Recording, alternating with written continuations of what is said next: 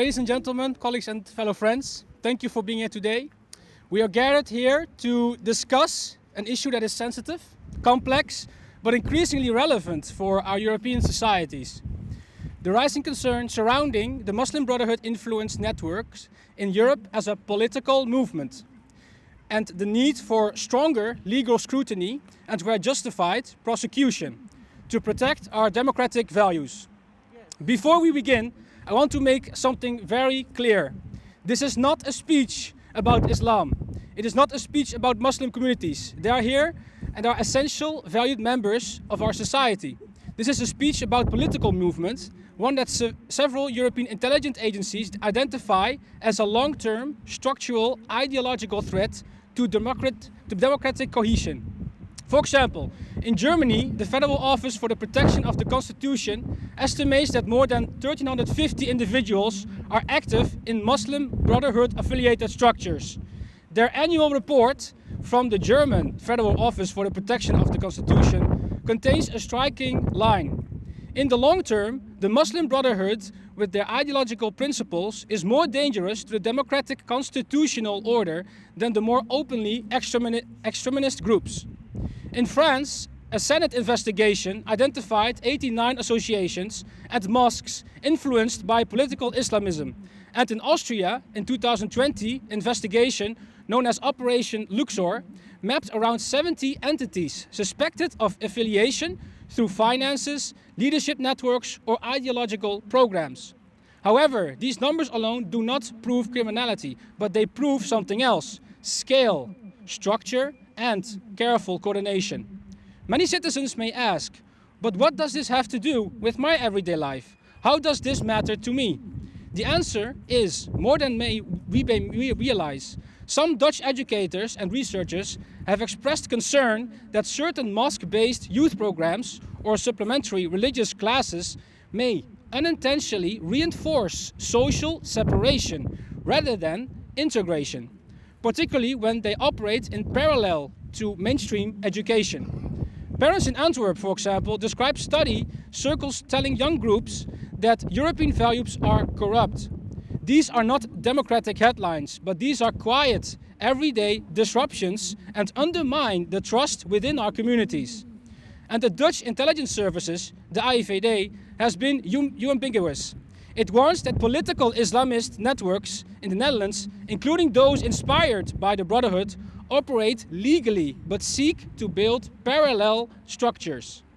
Their long term, according to the AIVD, is to shape Dutch democracy and society according to their interpretation of Islamic norms, an interpretation that conflicts with the constitutional order.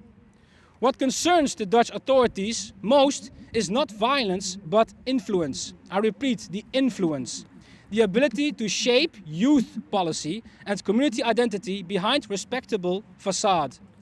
Another significant concern across Europe is foreign funding. In 2016, a USB stick was shared from a whistleblower that was related to Qatar charity. Alone has poured more than millions of euros into Islamic centers, schools and associations across Europe.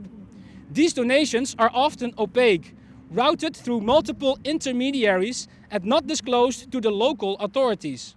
Several Dutch municipalities have expressed concerns about organizations receiving such funds without the transparency. And this is the case, right? So let me stress again, this is not about religion, but this is about transparency, accountability, and safeguarding our shared values. Because what we see in reports from Europol to the BFV, to the IVD, and French and Australian investigations is that the Muslim Brotherhood does not pursue its goals through violence. Its strategy is to incriminate, patient, and legalistically undermine democracy. It promotes gender norms that conflict with European equality laws. It encourages young people to view themselves as separate from broader society. And it selectively accepts democratic law only when it serves its ideological vision. When these ideas enter schools, youth clubs, and community organizations, they do not remain theoretical. They shape identity. They shape belonging. They shape resentment. And resentment, ladies and gentlemen, can be the soil of which radicalization can grow. So what should the European response be? we should be very careful. We cannot criminalize ideas, but we can prosecute illegal actions, and we must. We must enforce strict transparency rules for foreign funding so that any donation above a reasonable threshold is made public.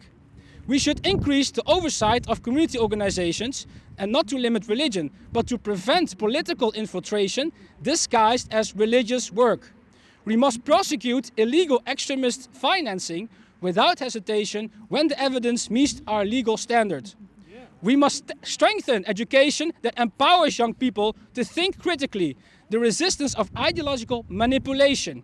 And finally, we must improve cooperation between EU member states because these networks do not operate within the borders of any single country.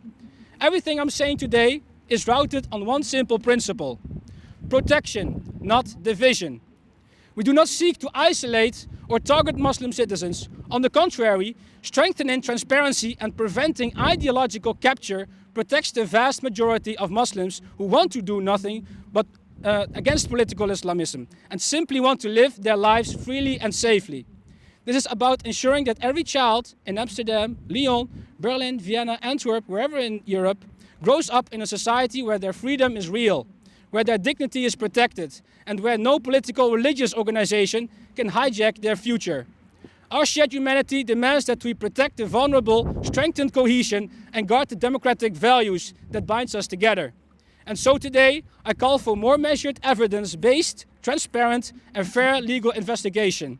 Not out of fear, not out of hostility, but out of responsibility. A responsibility to safeguard our societies, our youth, and our shared European future. Thank you.